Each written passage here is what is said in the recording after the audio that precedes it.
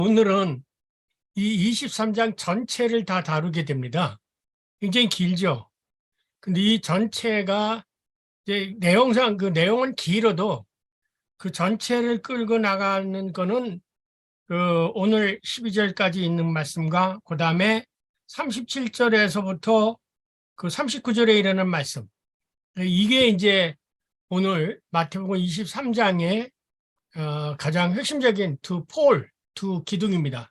그러니까 그 1절서부터 12절에 이르는 말씀하고 37절서부터 39절에 이르는 말씀, 이 말씀이 이 마태복음 23장 전체의 가장 중요한 두 개의 양극이라는 거라고 이해를 할 수가 있습니다. 그렇지만 이 본문에는 이제 굉장히 그 여러 가지 얘기를 많이 하고 있습니다. 그 서기관들과 바리새인들에 대한 그들의 잘못을 책망하는 얘기가 있는데요. 우선 네 부분으로 나눠서 첫 부분서부터 아까 읽었던 12절까지는 이 바리새인과 서기관들의 그들의 위선이 뭐냐라고 하는 걸 드러내고 있고요. 두 번째 이야기는 뭐냐면은 바리새인들을 그 33절에 나오는 그 뱀들과 독사의 새끼들아라고 예수님이 그렇게 말씀하시죠. 33절에 보면은 그 아주 엄청난 말씀하시죠. 뱀들아, 독사의 새끼들아라고 말하면 너희가 지옥의 판결을 피할 수 있겠느냐?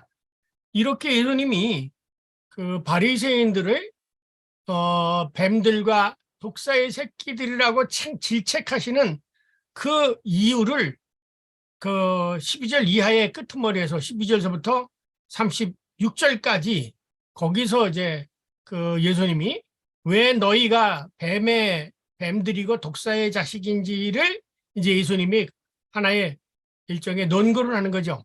라는 이것을 가지고 이제 해석을 해보면 재판정에서 어떤 사람들을 이제 그 검사가 기소를 하고 그 검사의 기소를 이제 낭독하죠. 그러면서 이렇게 됐기 때문에 몇 년에 구형합니다라고 검사가 기소를 하는 것처럼 이제 예수님이 이 바리새인들과 서기관들에 대한 그 죄악상을 낱낱이 이제 다 그 앞부분에서 그 기소를 하고 그러고 나서 그러므로 너희들은 독사의 새끼와 자식이다.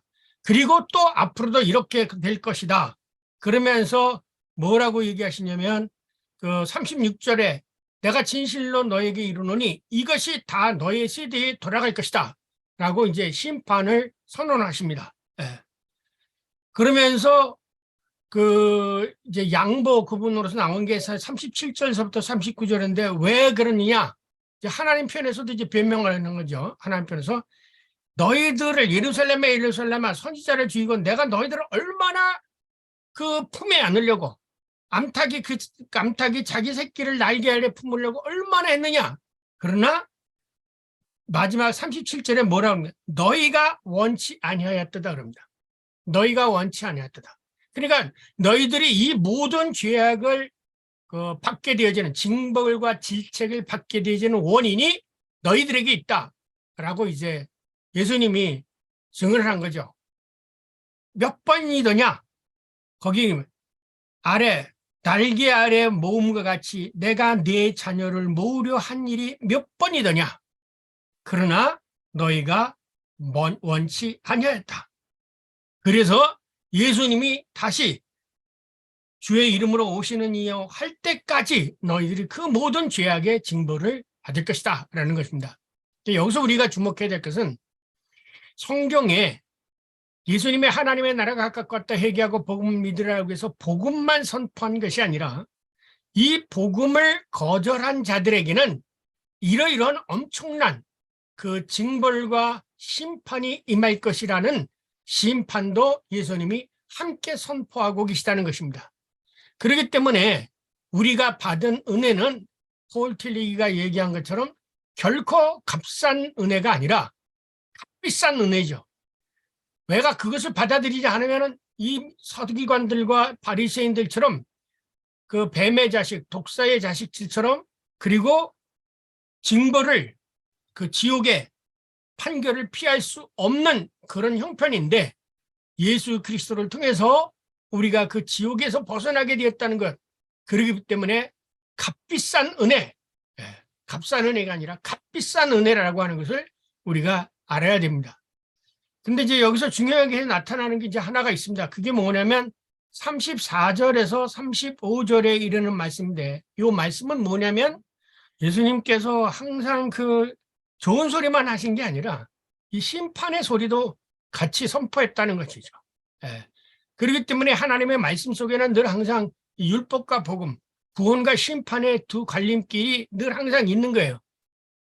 그렇지 않고, 그렇기 때문에 이 심판을 얘기하지 않고 구약에서 평화다 평화다라고 외치는 자들에게 화가 있을지언정 라고 이제 성경이 기술한 것은 하나님에게는, 받아들이는 자에게는 구원의 은총이 있지만 하나님의 그 은혜를 암탉이 자기 새끼를 품을 것 같이 하나님이 수없이 우리들을 당신에게로 돌아오라고 회개하라고 외치는데도 불구하고 그거를 거부한 자에게는 용서가 없다는 거죠.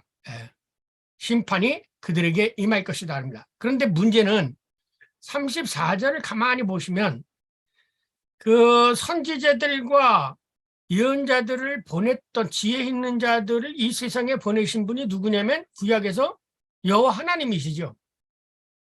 그런데 그래서 여러분이 뭐냐면 그 사도행전에 보면 스데반이가 설교를 할 때 뭐냐면 너희가 하나님께서 여호와 하나님께서 보내신 자 중에 그들을 박해하고 죽이지 않은 자가 누구냐 이렇게 책망을 했죠. 사도행전 7장 스데반의 설교에서. 그 소리를 듣고 있다가 가슴에 찔려가지고 이스라엘 사람들이 스데반이를 돌로 치지 않습니까? 근데 그 스데반이는 뭐라고 얘기하면 여호와 하나님께서 선지자와 지혜 있는 자와 서기들을 이스라엘 민족에게 보냈다. 그런데 너희들이 다 그들을 죽여버렸다. 그리고 마지막에는 예수님까지 다 죽였다. 이렇게 이제 예수님 그 스데반이는 설교를 했죠. 근데 이제 오늘 여기서는 예수님이 내가 보내리라 그럽니다. 이 내가. 그 내용은 똑같은데요. 내가 선지자와 지혜 있는 자를 보내리라. 서기관들에게 서기관을 보내며 그런데 너희들은 그들을 죽일 것이라고 해서 지난 구약의 여호와 하나님께서 보내셨던 그 사건을, 그 일들을 예수님께서 하실 것으로 증언하고 있습니다. 이제 이것이 가장 중요한 문제. 여기서는 34절이 가장 중요합니다. 이 구약에서 여호와 하나님이 하신 일을 바로 예수님이 똑같이 하실 것이라고 증언하고 있습니다. 예수님이. 자, 이것을 통해서 성경에서 증언하고자 하는 바가 뭐냐면 우리가 이제 이게 기독교와 다른 종교하고 다른데 기독교의 하나님은 삼위일체 하나님이에요. 그래서 제가 이제 학생들에게 이 과제를 줄 때 하나님만이 하실 수 있는 일을 예수님이 하신 일이 있다면 그것을 한번 찾아봐라. 그리고 성경도 하나님에 대하여 기술하는 것을 예수 그리스도에 대하여 똑같이 기술하는 것을 찾아봐라 라고 이제 제가 숙제를 줍니다. 왜냐하면 성경에서 이것을 찾아보게 되어지면 예수가 곧 하나님이라는 것을 알 수밖에 없고 고백할 수밖에 없습니다. 이것을 몰랐기 때문에 결국은 사도 바울도 예수 그리스도의 십자가를 예수 그리스도를 박해했고 예수 그리스도의 부활을 믿는 사람이었죠. 그러나 사도 바울이 부활한 그리스도를 만나고 나서 그가 깨달았던 결정적인 거는 예수가 하나님이다라는 것이죠. 그래서 제가 늘 학생들에게 강조하고 신학자들에게 강조하는 것이면 예수를 보는 순간 하나님이라고 깨닫게 되어지면 거기서 신학의 종점이다. 거기서 신학은 이제 최고봉에 올라간 거다. 예수님을 보면서 하나님이라고 고백할 수 있는.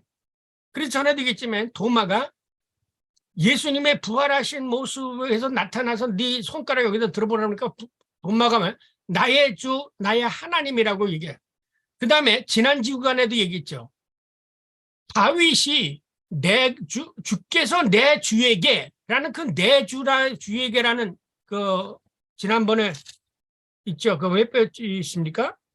22장 43절 거기에 44절에 보면 예수님이 질문을 하시지 않습니까? 어떻게 다윗이 성령에 감동되어서 내 주께 라는 그 말을 해석할 수 있느냐. 그래서 거기 그 인용 부분을 시편 110편 1절을 보면서 예수님께서 그들에게 묻지 않습니까? 그러면 다윗이 성령의 감동이 되어 어찌 그리스도를 주라고 칭하여 말하되 주께서는 앞에서는 여호와 하나님이요. 내 주께, 이건 예수 그리스도예요. 하나님의 아들 예수 그리스도예요. 그러니까 다윗이 일찍부터 예수 그리스도를 하나님, 똑같이 큐리오스라는 말씀입니다. 예수에 대하여 하나님이라고 부르게 될 수 있겠느냐? 너희들 이걸 아느냐? 그죠? 그리고 예수 그리스도를 십자가에 못 박게 되어진 궁극적인 이유가 뭐냐면 참남하도다. 네가 영광받을 하나님의 아들이냐라고 했을 때 그렇다. 예수님이 분명히 말씀하신 거죠. 그렇기 때문에 이 기독교 신학의 가장 거침돌이고 스캔들, 이게 어려운 거, 이해할 수 없는 거, 그것 중에 하나가 뭐냐면 이 삼위일체 하나님 중에 예수가 곧 하나님이다라는 거죠.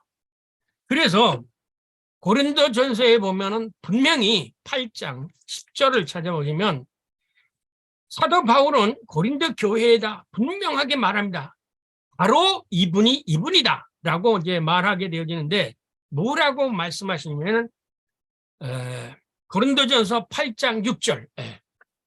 그러나 우리에게는 한 하나님 곧 아버지가 계시니 만물이 그에게서 났고 우리도 그를 위하여 있고 또한 한 주 예수 그리스도께서 계시니 만물이 그로 말미암고 우리도 그로 말미암아 있느니라. 네, 그러면 이 말씀에서 그러나 우리에게는 빼면은 한 주 곧 아버지가 계시니 또한 한 주 예수 그리스도께서 계시니 똑같지요. 이 창조주 하나님에 대하여 기술하는 그 내용을 똑같이 예수 그리스도에 대해서 기술하고 있습니다. 그러니까 뭐냐면은 우리가 생각하는 그 여호와 하나님이 우리 아버지여 만물의 창조주인 것처럼 예수도 바로 곧 우리의 아버지여 만물의 창조주다라는 거예요. 네. 그러니까 이미 성경에서 삼위일체라는 그 단어는 나타나지 않지만 성경은 예수가 하나님이라고 하는 것을 철저하게 증언하고 있습니다. 예수가 하나님이라시는 것을 철저하게 증언하고 계세요. 그것이 바로 오늘 우리가 보고자 했던 말씀 가운데 34절, 그거 이따 제가 그 본문을 그대로 헬라어 원문을 제시해가면서 말씀을 드리겠습니다. 그러나 만약 성경을 이렇게 이해하지 않고 인간 철학적이나 사변적으로 형상학적으로 읽게 되어지면 수없는 하나님이 생기는 거예요. 수없는 하나님이 생겨요. 삼위일체론도 설명을 하지 못합니다. 이것이 바로 현대 신학이 가지고 있는 문제점이요. 그러나 마틴 루터가 그리고 칼바르트가 그렇게 강조해왔고 저도 강조하는 바가 뭐냐면 상타 스크립투라 수이 입시우스 인터프레스, 성경은 거룩한 성경은 성경을 통해서 해석하게 되어지면 그 어느 철학자나 신학자의 그 논리보다도 성경은 철저하게 논리적이고 체계적인 겁니다.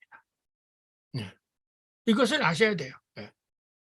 근데 이거는 참 이상하게도 성경을 읽지 않으면은 수없이 읽고 또 해석하고 기도하지 않으면 이해가 안 되는 부분이에요. 그렇기 때문에 예수님이 성령을 보내주시겠다고 했고 그 성령이 내게 대하여 증언하고 또 나에게 대해서 가르쳐 주겠다고 말씀하신 이유가 바로 거기에 있는 것입니다. 그러니까 여러분이 이 성경이 쉬운 얘기가 아닙니다. 이 성경은 그 영적인 글이기 때문에 보이지 않는 하나님에 대해서 그 기술한 책이기 때문에 인간의 이성으로 이해할 수가 없는 거예요. 그래서 이것을 철학자나 그 칸트나 혹은 루터가 얘기할 때는 무한과 유한을 가지고 얘기할 때 슐라르마오는 뭐라 그러면 유한은 무한 속에 잠재론적으로 존재하고 무한은 현실적 유한 속에 무한한 것은 유한한 것에 현실적으로 존재한다. 그런 식으로 이제 형이상학적으로 설명을 한 거예요. 근데 그런 식으로 설명되질 게 아닌 거예요. 성경은.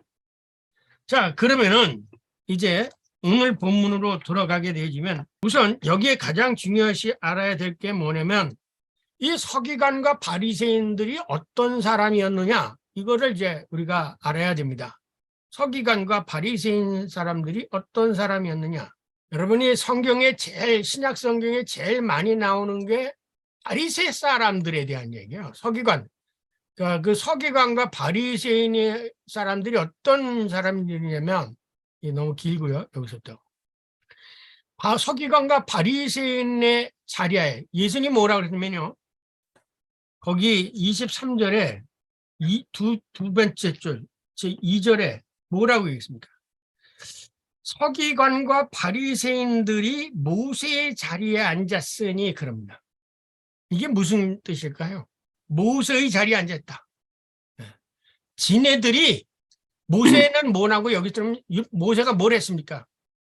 율법을 받았죠. 시내산에서 10계명을 받은 사람이에요, 모세가.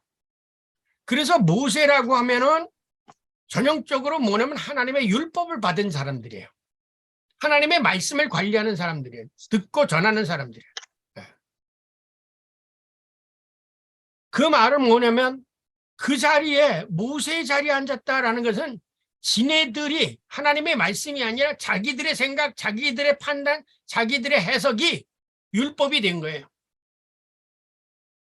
그러니까 이게 얼마나 서기관들은 그 당시 구약에서 율법을 가장 많이 아는 사람이라고 그랬어요.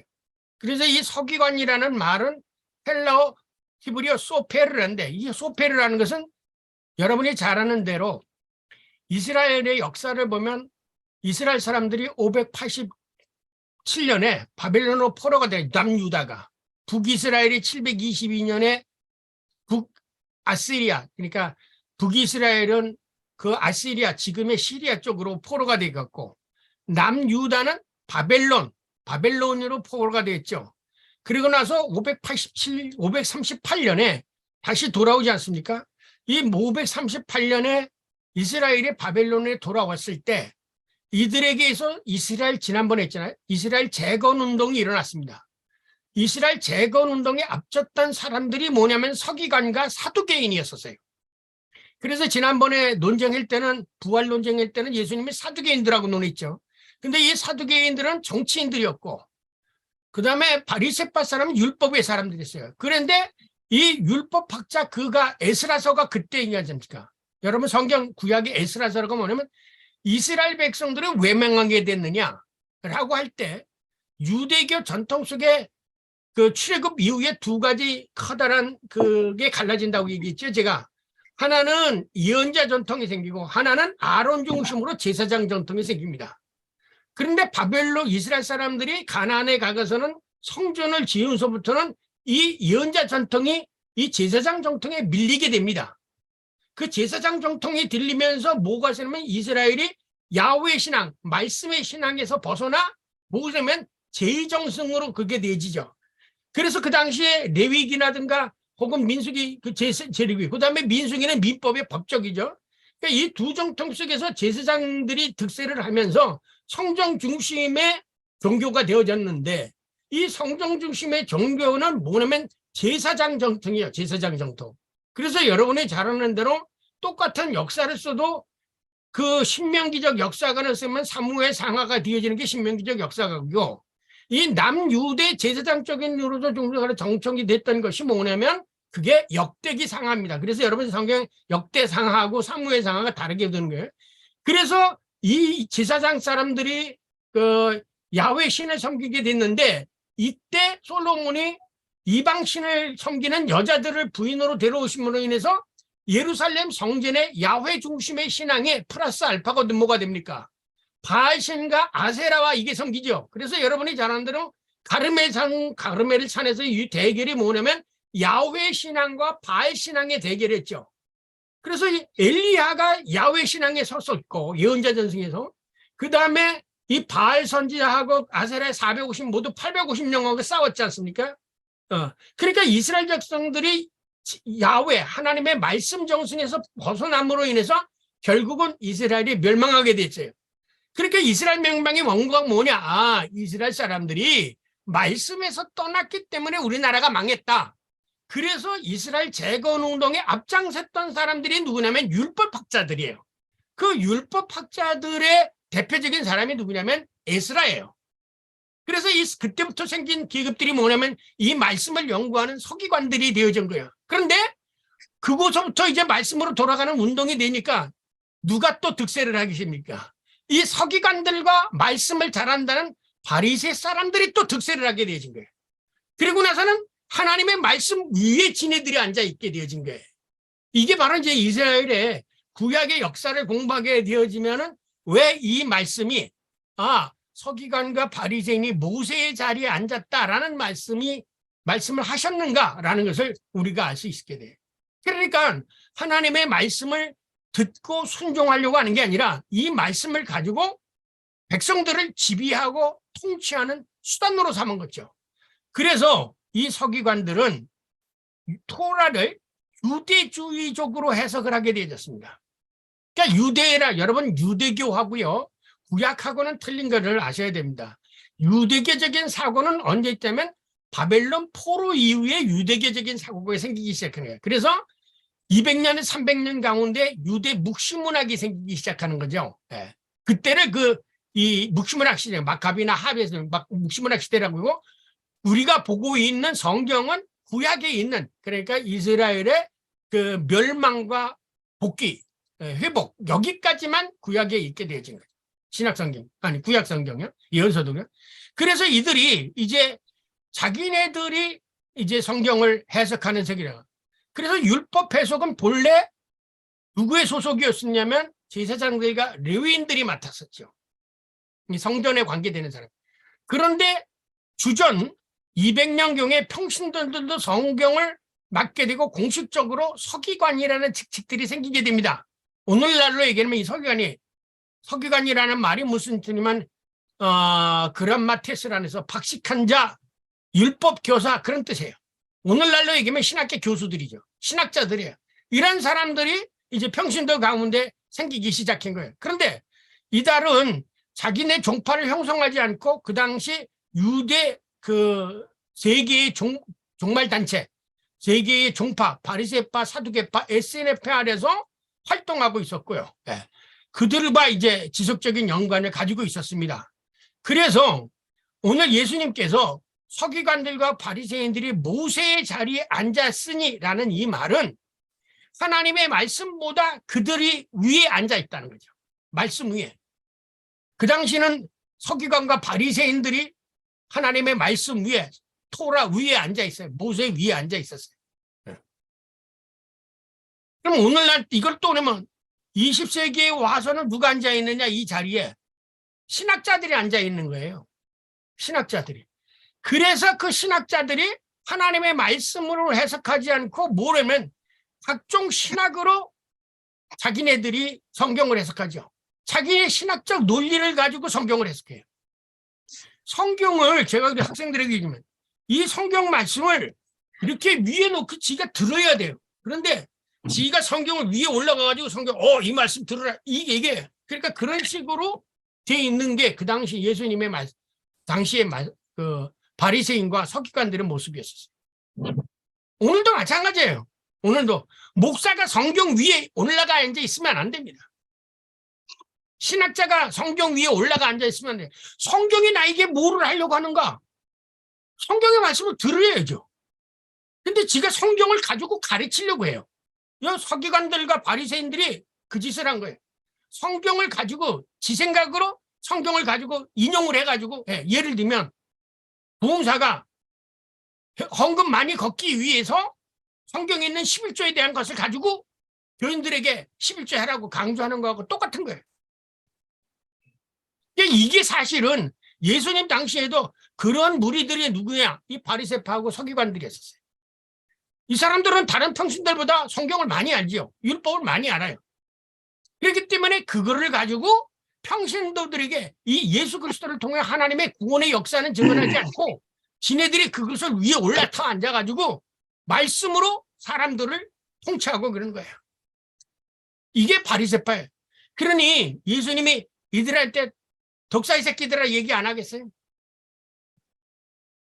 하나님은 인간을 위해서 십자가 못 박으시고 예수 그리스도를 통해서 이 모든 것을 행하시고 닭이 암탉의 새끼를 품으려고 이스라엘 사람들은 예언자들을 통해서 얼마나 구원하려고 했는데 이들은 앉아가지고 그래 이 바리새파 사람들이 히브리 말로 페르신 스스로 그러면서 스스로 자기네들은 다른 사람들하고 다르다고 얘기해요. 나는 너희들과 달라. 기도할 때도 마찬가지예요. 바리새인하고 세리 기도가 다르잖아요. 바리새인은 나는 저들과 다릅니다. 나는 11절을 절만하고 성경을 얼마나 많이 알고 그렇게 자랑하잖아요. 근데 이제 한 가지 중요한 그 바리새파 사람들은 요거는 있어요. 여러분 요걸 하셔야 돼요. 왜 이스라엘 사람들이 유대교 이스라엘 사람들이 유대교 이스라엘이 자기네들의 선택의식을 가지고 있느냐. 이 바리새파 사람들의 생각에서 알 수 있어요. 이들은 부활과 천사, 사탄, 마귀의 영적 존재는 인정해요. 그러면서 동시에 인간의 자유의지와 운명론적 예정 선택 결의를 믿었어요. 이걸 그대로 받아들인 게 칼빈이에요. 선택사상. 이스라엘 민족이 자기네들은 태어날 때부터 다른 민족과 틀리다고 했어요. 이것을 개신교 안에서 받아들인 사람은 칼빈인 거예요. 저는 칼빈 고 이중내정론 인정하지 않습니다. 그런데 오늘날 교회도 소위 보수주의자라는 사람들은 이 칼빈의 이중 교리를 가지고 지네들은 선택받았고 다른 사람 선택 안 받았다는 거예요. 이게 분리주의자는 똑같은 거예요.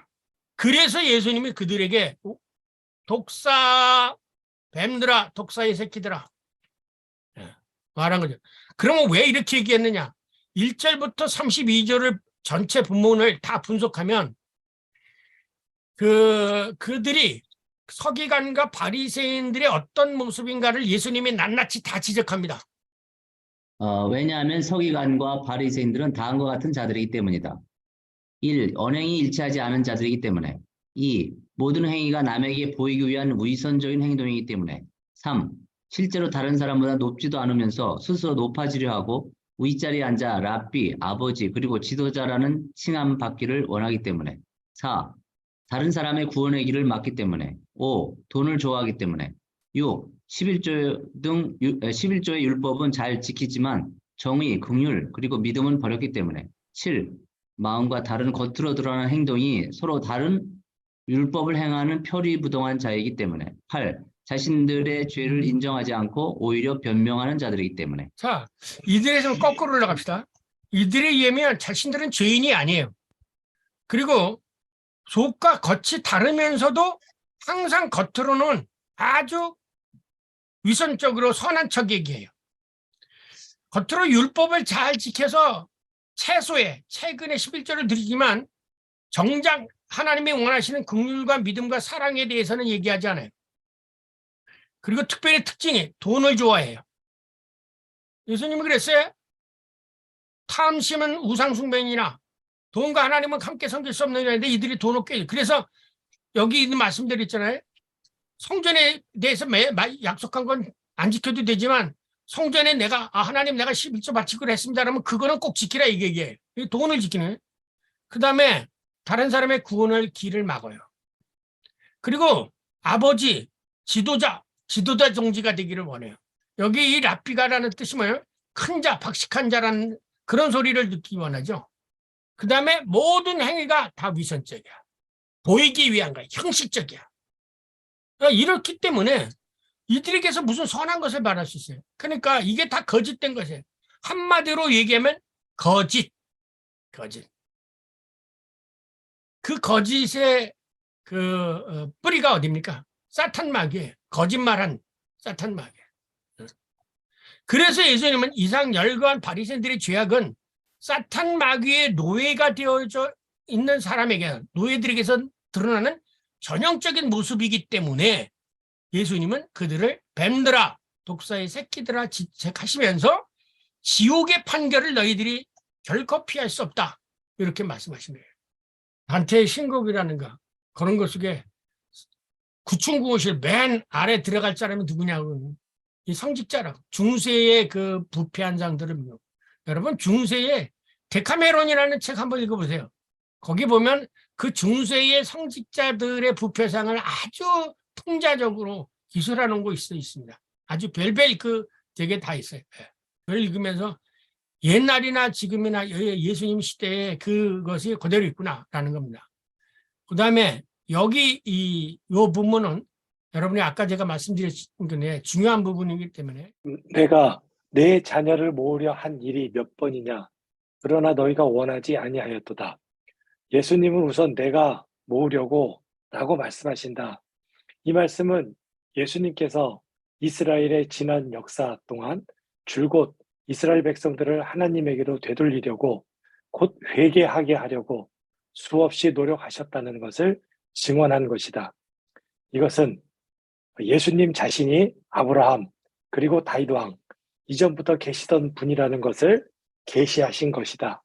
그뿐만 아니라 내가 너희에게 이르노니 라는 말씀은 예수님께서 종말에 다시 우리에게 다시 나타나실 것을 예고하신 것이다. 이를 통하여 예수님은 자신이 바로 곧 하나님이심을 증언하신 것이다.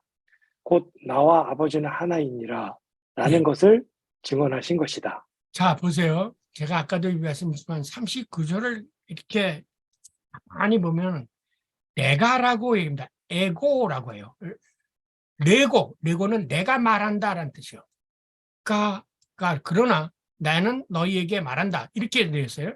이거는 1인칭이에요. 내가 말한다.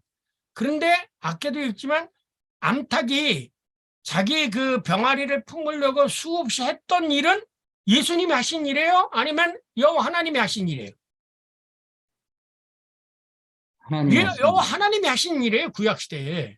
그런데 예수님이 이거를 내가라고 얘기해요. 어떻게 보면 신성 모독이죠. 신성이 모독이죠. 네. 그런데 예수님이 내가라고 해요. 그런데 이 말의 그 끄트머리가 이제 하나하나 읽어가면 예수님이 내가라고 하는 말을 왜 하셨을까? 이거를 이렇게 됐으면 쉽게 이해하죠. 여호와께서 너에게 이르노니 내가 암탉이 품는 것을 몇 번씩 동네를 책찍하게 했다. 보냈는데 너희들이 그 의사를 채색했다. 그렇게 하면 쉽게 이해하죠. 예수님이 과거 이스라엘의 역사를 얘기하시는구나. 이렇게 얘기할 수 있는데 예수님이 내가라는 내가 까르 휘민 내가 너희에게 말한다. 이르노라. 라고 1인칭으로 예수님이 직접 이거 말씀하신 거예요. 구약의 하나님이 하신 일을. 그렇다면 마태가 이거 잘못 쓴 건가? 이런 생각도 해볼 수 있고요. 분명히 예수님이 여기서 내가라는 1인칭을 사용했을 때는 분명히 무엇이 있다. 그러면 그 왜 1인칭을 사용하셨을까? 이것은 내가 곧 바로 구약에 있던 그 하나님이야.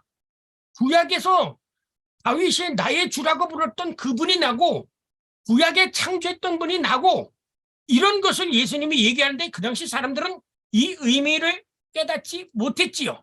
그러나 예수님은 분명하게 얘기하셨습니다. 내가 보냈다.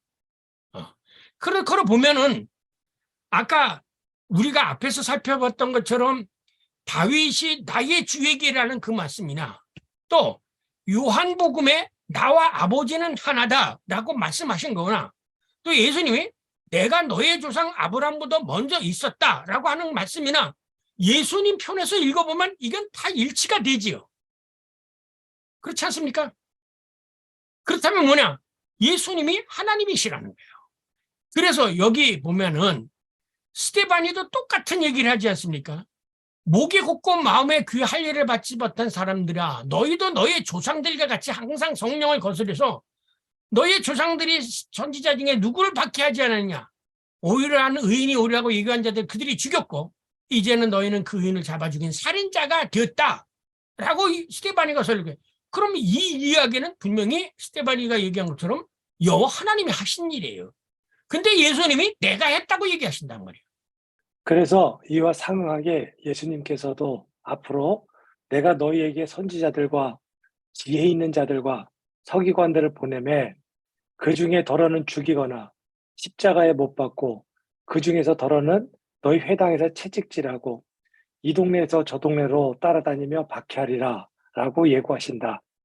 그러나 선지자들을 박해하고 죽이면 의인 아벨의 피로부터 성전과 제단 사이에서 너희가 죽인 바라기아의 아들 사가랴의 피까지 땅 위에서 흘린 의로운 피가 다 너희에게 돌아가리라 라고 선포하신다. 예, 자 보세요. 예를 들면 초대교회의 역사를 모르면 이 말씀의 의미가 무슨 뜻인지 모릅니다.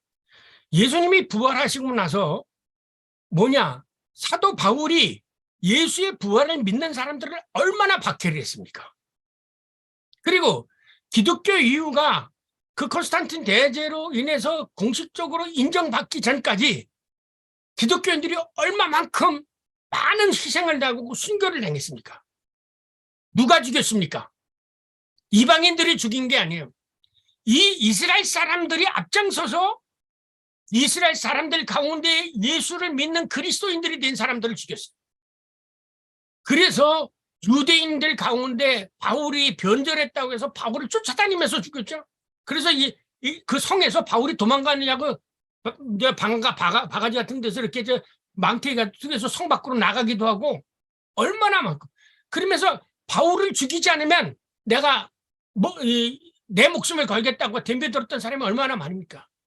초대 예수 그리스도의 부활 이후에 초대교회의 역사, 원시 기독교 교회의 역사 속에 그리스도인들이 얼마나 많이, 그리고 그리스도의 사도들 다 순교당하지 않았습니까?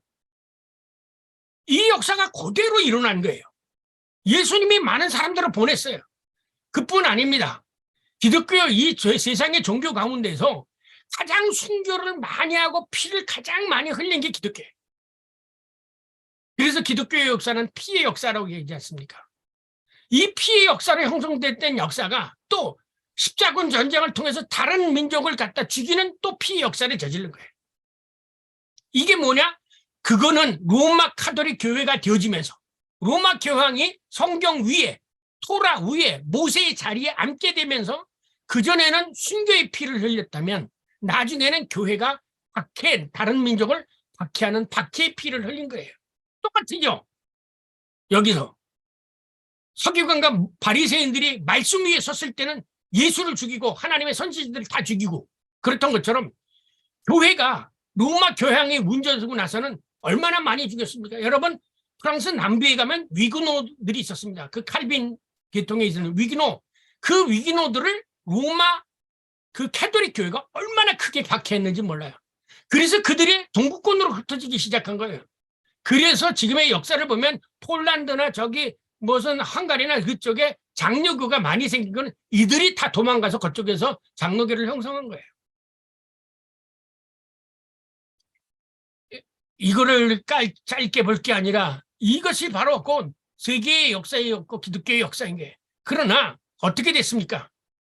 예수님 말씀대로 그 피로 다 돌아갑니다. 그 피로 다 돌아가죠. 참 우연히 있는지 역사인지 모르지만 세계 민족 가운데 가장 많이 학살당한 사람이 유대인들이에요. 이거 정당화하려는 게 아닙니다. 무슨 이 유대인 학살을 정당화하려고 하는 게 아니라 역사적 사실이에요. 가장 많이 학살을 당한 거예요. 반면에 우리나라에서 일본 사람들이 가장 많이 학살했던 사람이 누구냐? 기독교인들이에요. 그러니까 우리가 이 사실들을 그냥 하나의 이 성경 말씀을 가지고 그럴 게 아니라 깊이 역사 속에서 하나님의 역사하신 것을 보게 되어지면 이 말씀 하나하나가 얼만큼 정말 귀하고 그 역사 속에서 우리도 모르는 사이에 하나님의 말씀 위에서 올라가지고 그 말씀을 가지고 사람들을 박해하고 투과하고 하는가라는 것을 역사가 증명해 주는 거예요. 그 하나님의 마음 아픈 소리가 여기 있습니다. 예루살렘아 예루살렘아 선지자들을 죽이고 네게 파송한 자들 돌로 치는 자여 암탉이 그 새끼를 날개 아래 몸같이 내가 네 자녀를 모으려고 몇 번이나 했더냐. 그러나 너희들은 원치 아니하였도다. 어쩔 수 없다. 보라 너희 집이 황폐하게 될 것이다. BC 538년 돌아와서 AD 1948년 2차 대전 끝나고 이스라엘 사람들이 팔레스틴으로 다시 돌아가게 됩니다. 저는 이것을 통해서 이 바리새파적인 신앙이 얼만큼 죄악된 것인가라는 것을 우리는 알 수가 있습니다. 우리도 모르고 있는 가운데 이 바리새파적인 사고를 가지고 있어요. 특히 신학자들, 서기관들은 신학이라는 미명 아래 자신네들이 하나님의 말씀 위에 앉아 있다는 것을 저는 요즘에 서구 신학을 접하면서 많이 느꼈습니다. 그래서 한국의 신학자들도 누가 신학, 무슨 누구의 신학, 누구 신학 떠들고 있지만 그거는 그 말씀 위에 그 사람들이 올라타 앉아 있는 거예요. 이사야서는 말합니다. 하나님의 손이 짧아 구원하지 못하심도 아니요. 귀가 둔하여 듣지 못하심도 아니라 너희의 죄악이 너희와 너희 하나님의 사이를 갈라놓았고 너희의 죄가 그 얼굴을 가리워서. 이 얼굴을 가리운다는 게 뭡니까? 이것도 아셔야 돼요. 이 성경에 있는 하나님의 말씀을 왜 중요하냐면 여러분 민수기에 우리는 여러분이 교회에서 성포를 축도를 할 때 뭐 바울의 축도를 성부 성자 하나님께서 너를 지키시며 그러면 본래 이스라엘의 축도 양식 제사장들에게 주어진 상징은 민수기 6장 이하는 하나님께서 얼굴을 너에게 향해 대사 너를 복주시며 지키시를 하나님께서 얼굴을 너에게 향해 비추사 은혜 베풀어 주시는 하나님께서 얼굴을 우리에게 돌리시는 것 그거는 우리들에게 은혜를 베푸는 너 몰라 하고 너 얼굴을 가리우는 거 이거는 하나님께서 떠난 거예요. 이스라엘에 나오는 성경의 이야기는 추상적이고 형상학적인 얘기가 아닙니다. 아주 리얼하게 말하는 거예요. 반가우면 얼굴을 보고 싫으면 얼굴을 돌리지 않습니까? 마찬가지로 하나님이 이스라엘 민족이 얼굴을 이렇게 두면 그들을 사랑하시는 거고 얼굴을 돌리면 이스라엘을 멀리하는 거예요. 이게 이스라엘 언어, 히브리 언어가 가지고 있는 언어적 특성인 거예요. 그런데 그걸 가지고 추상적으로 해석하는 헬라적인 것으로 오늘 서구 신학이 거기에 빠져 있습니다. 그 전통이 뭡니까? 플라톤과 아리스토텔레스의 전통이에요. 얼굴을 가리워 너에게 듣지 아니하게 하였느니라. 그러므로 예수님 결론적으로 말입니다. 38절에 보라 너희 집이 황폐하여 버림바 되리라. 그러니까 우리는 이 바르트가 얘기한 것처럼 그 예리한 칼날 위를 걸어가는 거예요. 이쪽으로 비틀어지면 그리고 예수님은 걸리는 건축자의 버린 돌이 교회의 머릿돌이 될 수도 있으며 또 다른 사람에게는 이 조그만 버린 돌이 걸려 넘어지는 걸림돌이 되기도 하는 거예요. 그렇기 때문에 모든 것은 예수 그리스도에게서 넘어지느냐 서느냐는 것이 바로 이 예수 그리스도 안에 있는 거예요. 이것이 기독교예요. 외식이라는 뜻이 뭡니까? 겉과 속이 다른 거죠. 사탄 마귀의 특성이 뭔가요? 거짓이죠. 외식하고 또 거짓이에요. 오늘날 기독교의 지도자, 신학자, 목회자는 어떤가? 우리가 이거를 항상 그 긴장 속에서 긴장 속에서 성경을 읽지 않으면 우리 목회자나 신학자들은 매 순간 떨리고 두려움으로 말씀을 대해야 되는 거예요. 글 하나 쓰는 것도 함부로 써서는 안 되는 거예요. 왜?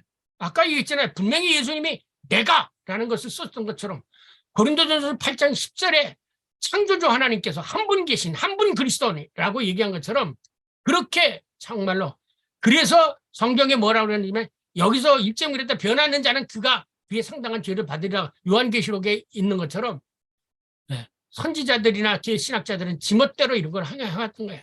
하나님 말씀이 앉아 있는 자들 예수님께서 말씀하셨듯이 오늘 말씀에 의하면 예수님 당시 이스라엘의 서기관들과 바리새인들은 모세의 자리에 앉아 있었다.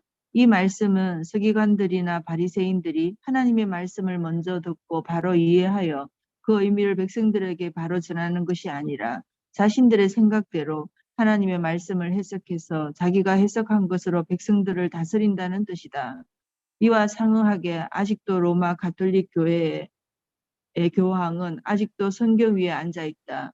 로마 가톨릭 교회의 교황은 하나님의 말씀 위에서 앉아서 성경 말씀의 의미를 자신들의 생각대로 제멋대로 해석하고 단정하고 있다. 그래서 로마 가톨릭 교회에서는 성경의 정언보다 교황의 교서가 더 높은 권위와 지위를 가지고 있다.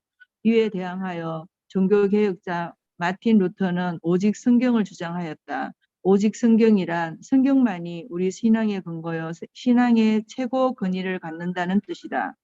그런데 오늘날 개신교도 이스라엘의 서기관들, 바리새인들, 그리고 로마 가톨릭 교회의 교황처럼 칭의론 혹은 이중예정론과 같은 특정 신학적 교리와 특정 신학자들의 신학, 예컨대 민중신학, 해방신학, 정치신학, 여성신학, 영성신학, 통일신학 등등이 토라 위에 앉아 있다. 그래서 이러한 유해의 신학을 주장하는 신학자들과 목회자들은 하나님의 말씀인 성경을 민중, 정치, 사회, 경제, 여성, 영성, 해방, 통일의 관점에서만 해석하려고 한다. 그러나 이러한 신학은 성경 해석의 한 가지 아류에 불과할 뿐이다. 이러한 아류적 신학은 시간이 지나가면 연기처럼 사라지고 만다. 아류적 신학의 특성 가운데 하나는 하나님의 말씀인 성경을 항상 뭐 해야 한다, 하지 말아야 한다로 이분하여 이를 행한 자와 행하지 못한 자를 갈라놓는다. 이것이 바로 스스로 분리하는 바리새적인 태도이다. 그뿐만 아니라 그들은 무거운 율법 및 교리와 신학적 짐을 묶어서 평신도들의 어깨에 지우고 자신들은 한 손가락도 움직이려 하지 않는다. 예컨대 칼뱅의 이중예정론자들은 자기 스스로 선택받았다는 것을 입증하지도 못하면서 사람들을 선택받은 자와 선택받지 못한 자로 분리한다. 소위 민중신학자들은 백성을 가진 자와 안 가진 자, 지배계급과 피지배계급으로 분리한다. 여성신학자들은 인간을 여성과 남성으로 분리한다. 이렇듯 옛날이나 오늘날이나 모세 위에 앉아있는 자들은 율법을 먼저 듣고 순종하려고 하지 않고 오히려 하나님 말씀으로 다른 사람 위에 앉아 있으려고 한다. 그러한 자들은 심지어 잔치에서도 윗자리를 그리고 회당에서도 높은 자리에 앉고자 한다. 그뿐만 아니라 호칭에 있어서 랍비, 곧 큰 자, 아버지, 지도자라 칭함받기를 원한다. 오늘날에 비추어 말하면 그러한 자들은 큰 교회 목사, 성공한 목사, 세계적인 대신학자라고 불리길 원한다. 따라서 모세의 자리에 있는 자들의 모세, 곧 하나님 말씀, 해석과 선포는 오로지 예수 그리스도에 관한 복음을 선포가 아니라 오로지 교세 확장 및 교회 성장을 위한 것이다. 그들은 자신들의 마음이 돈과 명예에 사로잡혀 있기 때문에 하나님 말씀과 신앙을 모두 돈, 곧 세상에서 부귀영화를 누리는 것과 연관시킨다. 그들은 인간의 죄를 용서하시고 구원하시는 살아계신 하나님을 정언하지 않고 우상, 곧 돈의 신, 부귀영화의 신을 정언한다. 따라서 그들은 우리의 죄를 대속하기 위하여 십자가에 죽으신 그리스도, 죄의 용서와 사랑의 하나님, 인간의 회개에 관하여 선포하려 하지 않는다. 그러므로 서기관들과 바리새인들의 율법 해석은 항상 문자적 혹은 형식적이었다. 그래서 그들의 삶은 속과 끝이 다른 외식적일 수밖에 없다. 그들의 삶 속에는 11조에 관한 율법을 잘 지킨다는 것을 드러내기 위하여 박하, 회향, 그리고 근처에 11조를 드리는 일은 있어도 율법의 기본 정신인 정의와 약자 보호를 위한 긍휼, 그리고 살아계신 하나님에 대한 믿음은 없었다.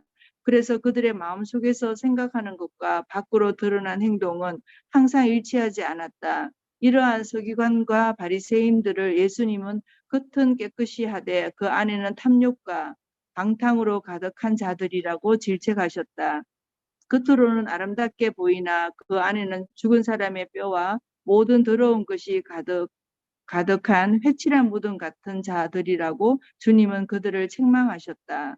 이렇듯 예수님은 천국 곧 하나님의 나라만 선포하신 것이 아니라 어떠한 자들이 지옥에 들어갈 자들인지도 선포하셨다. 죄에 대한 심판이 없는 정의와 구원은 무의미한 것이다. 가장 더럽고 추잡한 자들이 가장 신성하고 고귀한 것 위에 앉아 있는 것, 이것이 바로 종교의 부패상이다. 그러므로 종교가 부패하면 사회가 총체적으로 부패한다. 종교가 부패하면 부패한 종교를 가진 나라는 망한다.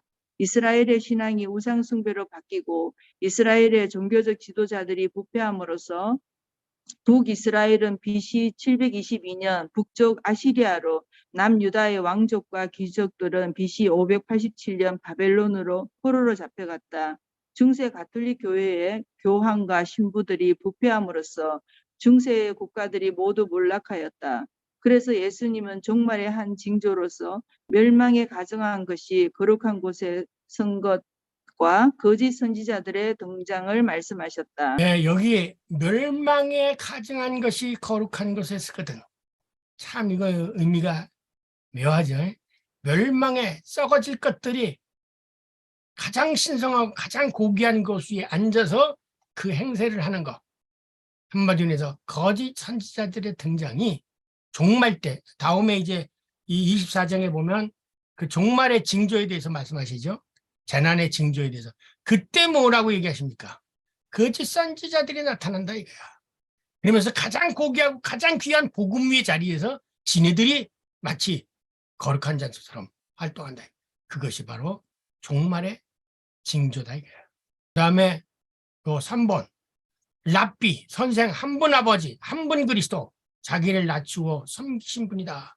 한 분 랍비, 선생, 한 분 아버지, 한 분 그리스도는 자기를 낮추시어 섬기신 분이시다. 예수님께서는 이스라엘 서기관들과 바리새인들의 삶의 모습과는 상대적으로 누구든지 자기를 높이는 자는 낮아지고 누구든지 자기를 낮추는 자는 높아지리라 라고 말씀하신다. 그리고 예수님은 너희 중에 큰 자는 너희를 섬기는 자가 되어야 하리라고 덧붙이신다. 이 말씀을 율법적으로 그리고 윤리적으로 해석하면 모든 인간은 스스로 자신을 낮추는 자가 되고 다른 사람을 섬기는 자가 되어야 한다. 네, 이런 잠깐 말씀, 우리가 이 성경을 읽을 때 이게 이제 제가 늘 강조하는 거지만 이 말씀 누구든지 자기를 낮추는 자는 높이는 자가 되가 너희 중에 너희는 섬기는 자가 되어라 하라.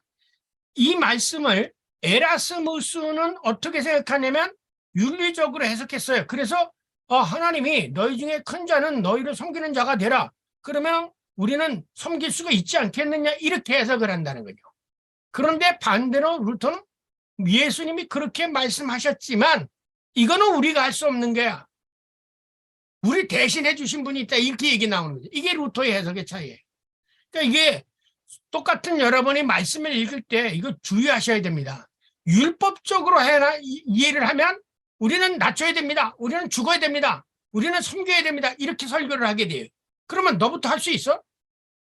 그런데 이 결정적인 문제는 서기관들과 바리새인들은 이것을 율법적으로 형식적으로 해석했다는 거예요. 문자적으로. 그래서 이걸 가지고 자기는 안 하면서 다른 사람에게 낮아져. 넌 죽어줘. 너는 양보해. 이렇게 얘기했다는 거죠. 그러니까 이 말씀이 나에게 뭐로 와닿냐면 힘이 되어 왔다는 거죠. 그런데 예수님 모르세요. 무겁고 짐진 자들아 다 내게로 오라. 내 짐은 가볍다 그랬잖아요. 이 복음은 우리가 짊어질 율법의 짐에서 벗어나게 하고 그 짐을 벗어주는 것이 복음인데 이 율법을 그대로 갖다 다이렉트로 사람들에게 강요하기 시작한 거예요. 낮아져. 순종해. 그렇기 때문에 중세교에서도 뭐래? 호행을 강조했잖아요. 수도권에서. 여러분 이것이 이 성경 말씀을 윤리적으로 해석하느냐 복음적으로 해석하느냐 이게 다른 거예요. 그러면 이 말이 무슨 뜻이냐? 이게 이 아래에 있는 겁니다. 자, 계속해서요. 이러한 말씀을 인간이 성실히 실행할 수 있다면 인간은 성자가 될 수 있으며 이러한 말씀을 성실히 실행한 예수님은 성자 가운데 성자, 곧 가장 모범적인 성자일 뿐이다. 그러나 인간이 이러한 말씀을 성실히 수행할 수 없다면 이러한 말씀을 성실히 실행한 예수님은 가장 모범적인 성자가 아니라 인간들과 전적으로 다른 분이시다. 전자는 인간의 타락을 전제하지 않고 인간 이성의 온전함을 전제한 것이다. 그러나 후자는 인간의 타락을 전제한 것이다. 그런데 성경은 인간의 전적 타락을 증언하고 있다. 전자를 주장할 경우 그리스도교는 윤리 및 도덕 종교가 되고 후자를 받아들일 경우 그리스도교는 인간의 죄를 용서해주는 구속의 복음이 된다. 예, 이거예요. 그런데 대부분의 소위 배웠다고 하는 사람들은 바로 이것을 윤리적으로 도덕적으로 해석합니다. 제가 그래서 이거를 준비하면서 현대인을 이끄는 아주 고상한 율법, 아주 고상한 사탄들, 이것은 뭐냐면 인간들에게 윤리적인 것을 이데올로기적으로 강조해요. 우리는 이렇게, 그리고 그것이 마치 기독교인 것처럼 얘기를 해요. 그것을 주장해왔던 것이 자유주의 신학자들이에요. 근데 우리는 아무리 고상한 얘기를 하고도 아무리 귀한 얘기도 우리는 죄인이기 때문에 행할 수 없다. 이게 루터의 이 복음적인 해석이에요. 성경 말씀 해석이에요. 할 수 있습니까? 사랑할 수 있습니까? 우리가 이웃을? 온전하게 우리가 다른 사람 사랑할 수 있어요? 솔직한 얘기로 우리가 온전하게 11조를 할 수 있습니까? 왜? 성경에 있잖아요. 거짓말 하지 말라 하신 분이 간음하지 말라. 간음하지 말라 하신 분이 음욕을 품지 말라 하신 분이요. 음욕을 품지 말라 하신 분이 도둑질하지 마시면 다 똑같은 거예요. 거짓말한 자나 음욕을 품는 거나 모든 것 같아지. 나의 속에 음욕에 대한 게 안 생겼나요? 거기서 벗어날 사람이 있나요? 자기는 스스로 자랑하지 않나요? 어쩌면 매일매일 삶 속에서 저녁에 잘 때 들어오면 오늘도 죄에서 벗어나지 못한 나는 죄인이 이랬어도 이렇게 점점 살면서 느낀 게 뭐냐면 그거 되겠어요. 그래서 뭐라고 얘기하는 거예요? 하나님 나라에 갈수록 죄인이고 하나님께서 멀어질 수 있도록 의인이다. 그렇게 얘기한 거예요. 이게 뭐냐? 하나님의 말씀 속에서 멀어져 있는 사람들은 자기가 잘 사는 것 같고 죄가 없다고 생각해요. 그러나 하나님에게 가까이 가면 갈수록 젊은이들은 죄가 없다고 생각합니다. 그러나 늙은이가 되어서 하나님 나라에 가까이 가까보면 내가 지금까지 살아온 게 다 죄투성이었구나라는 것을 깨닫게 됩니다. 그래서 갈수록 눈물이 많아지고 갈수록 회개할 것이 많아진 거예요. 나이가 들수록 하나님 나라에 가까이 갈수록. 그러나 멀리 20대 30대 있을 때는 내가 무슨 죄라고 생각해요. 얼마 안 살았으니까 죄도 적게 지었겠죠. 그러나 인생의 깊이를 살아갈수록 하나님 앞에 나와서 70, 80이 나이가 들게 되면 내가 죄인이었구나라는 생각하는 거예요. 그래서 사도 바울처럼 깊이 복음을 깨달은 사도 바울이 역설적으로 나는 죄인 중에 괴수다라고 말하는 거예요. 루터는 뭐냐? Simul istus et peccator. 우리가 예수 그리스도를 믿음으로 말미암아 의롭다고 인정을 받았지만 우리는 여전히 죄인이다. peccator. 항상 죄인이다. 그래서 의인이며 동시에 죄인이다 생각한 거예요. 하나님의 은혜를 생각하면 나는 용서받은 의인이고 내 자신을 생각하면 끊임없이 죄에서 벗어날 수 없는 영원한 죄인 페카토르. 이게 기독교 개신교의 루터의 사상인 거예요. 이게 다른 겁니다. 그러나 오늘 본문에서 예수님은 분명히 선생은 하나요 너희는 다 형제니라 땅에 있는 자를 아버지라 하지 말라 너희 아버지는 한 분이시라 너희 지도자는 한 분이시니 곧 그리스도시니라 라고 말씀하셨다. 그런데 너희 중에 큰 자는 너희를 섬기는 자가 되어야 하리라. 누구든지 자기를 높이는 자는 낮아지고 누구든지 자기를 낮추는 자는 높아지리라는 말씀을 실천하신 분은 오늘 바울은 예수 그리스도로 증언하고 있다. 그는 근본 하나님의 본뜻이나 하나님과 동등됨을 취할 것으로 여기지 아니하시고 오히려 자기를 비워 종의 형체를 가지사 사람들과 같이 되셨고 사람의 모양으로 나타나사 자기를 낮추시고 죽기까지 복종하셨으니 곧 십자가에 죽으심이라. 이러한 바울의 증언에 상응하게 예수님은 당신이 이 땅에 오신 목적을 다음과 같이 증언하셨다. 인자가 온 것은 섬김을 받으려 함이 아니라 도리어 섬기려 하고 자기의 목숨을 많은 사람들의 대성물로 주려 함이니라. 예. 아멘. 자, 여기서 제가 깜빡하게 쓴 것은 이거 예수님 오늘 본문에서 하신 게 마태복음 23장 11절에서 12절. 섬기는 자. 이게 교회 집사가 여기서 디아코노스가 뭐예요? 디아코니아. 이게 섬기는 자예요. 교회에서 사실은 집사란 뜻은 여기서 나온 거죠. 섬기는 자, 디아코노스. 그리고 낮아지는가? 타페노페테세스타이. 그랬더니 타페노세이. 이게 미래예요. 낮추는 자예요. 이게 능동이고 낮아진 그건 수동형이고요. 여기서 사람의 그랬는데 예수님 바울은 뭐냐면 예수님을 얘기할 때 예수님의 요거는 A라는 거 완료형이 앞에다 부르는 건. 여기 타페이스에는 S가 들어가면 미래형이고요. 요 앞에 A가 접두가 들어가면 완료형이거든요. 타페노센 여기 타페노센 낮아지셨다. 이게 그리고 소위 있는 오히려 알라 오히려 디아코네사이 섬기려고 미래로 섬기려고 이 땅에 오셨다 이거야. 그러면 앞에서 얘기한 오늘 마태복음 우리가 공부할 이 부분이요. 마태복음 12장 12절에서 21절에 2절에 있는 이 말씀을 그렇게 행하신 분이 누구냐? 이렇게 행하신 분이 바로 곧 예수 그리스도라라고 증언하고 있는 것은 빌립보서 2장 6절에서 사도 바울이에요. 그런데 예수님이 이렇게 말씀하셨을 뿐만 아니라 뭐라고 그랬어요?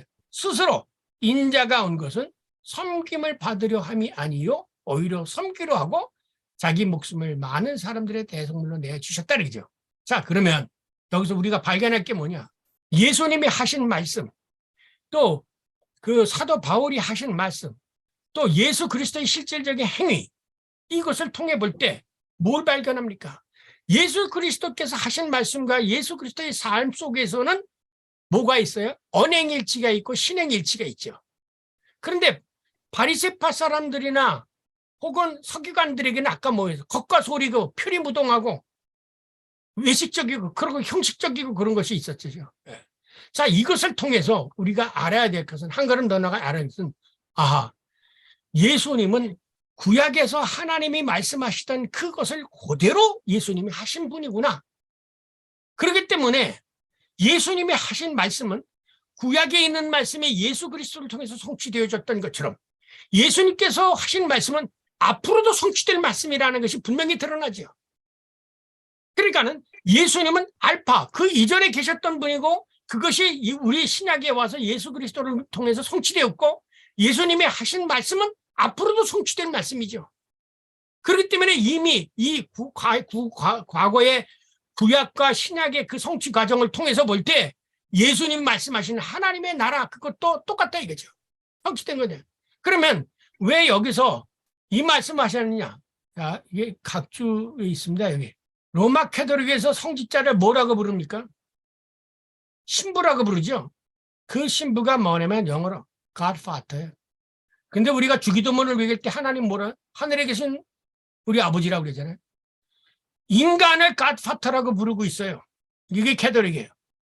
그래서 하나님은 한 분이시다. 그러면 왜 하나님의 지상에 있는 아버지는 왜 아버지라고 부르지 말라? 지난 시간에 우리가 했잖아요. 부활한다면 이 지상의 부부관계, 부자관계도 다 끊어지고 모두가 다 하나님의 자녀예요. 그래서 로마서에서 뭐라 했습니까? 성령으로 너희가 하나님 한 분이야. 그리스도는 한 분 성령에 의해서 하나님을 뭐라고 해요? 아빠 아버지라고 모두가 부른다 이게. 미국 사람이나 한국 사람은 다 하나님을 아빠 아버지라고 불러요. 그렇기 때문에 하나님의 나라 가면 모든 그리스도인들은 하나님 한 분 하나님을 아버지라고 모시는 한 분 하나님의 아버지의 다 아들들이에요. 자녀들이에요. 그래서 오늘 말씀에 뭐라 해요? 아버지를 지상에 있는 아버지를 아버지라고 얘기하지 말라. 그런데 캐톨릭 신학에서는 신부들을 Godfather라고 부르고 있어요. 이게 뭐야? 말씀 위에 서 앉아 있는 자들이죠. 너의 아버지는 한 분이시다. 그리고 모두가 다 지도자가 되려고 해요. 지도자 종지가 되려고 해요. 지도자는 누구라고 그랬어요? 그리스도 한 분이라고 그랬어요. 그런데 그분이 섬기는 자고 낮아진 분이시고 우리를 위해 섬기러 오신 분이에요. 십자가에 못 박혀 죽으신 점에. 제가 얘기했죠. 늘 항상. 다른 종교에서는 신이 인간을 위해서 죽었다는 종교는 없습니다. 기독교만이 높고 높은 보좌에서 낮고 천안동에서 인간을 위해서 죽으신 분이에요. 인간을 위해서 죽으신 분. 이것이 기독교의 특성이에요. 그래서 저는 기독교를 종교의 분리에 놓지 않고 기독교다, 그리스도교다라고 따로 부르게 있는 이유가 바로 그 때문입니다. 기독교는 윤리 종교도 아닙니다. 인간의 윤리적인 인간이 어디 있겠어요? 그런데 인간들은 그것들을 다 이렇게 올려요. 인간을 올립니다. 인간을 최초로 올려준 게 누구냐? 사탄 마귀야. 너도 하나님과 같이 될 수 있어. 호모 에리투스 이코토 데오스. 그게 유명한 말이야. 호모 에리투스 이코토 데오스. 너도 하나님과 같이 될 수 있다. 그것에 대해서 하나님 뭐라고 그랬습니까? 너는 흙에서 났으니 흙으로 돌아갈지니라. 너는 흙이야. 네가 아무리 성을 닦고 돌을 닦고 뭐더라도 너는 절대로 하나님같이 될 수가 없어. 그런데 중세 신비주의, 소위 데올로기아 게르마니카라는 책 속에서 인간이 신화가 된다고 그랬어요. 카톨릭에서는 신이론을 뭐라고 얘기하자면 의인이 된다고 했고 성인이 된다고 했고 맨 나중에 신이 된다고까지 가르쳤어요. 이게 카톨릭 신학이에요.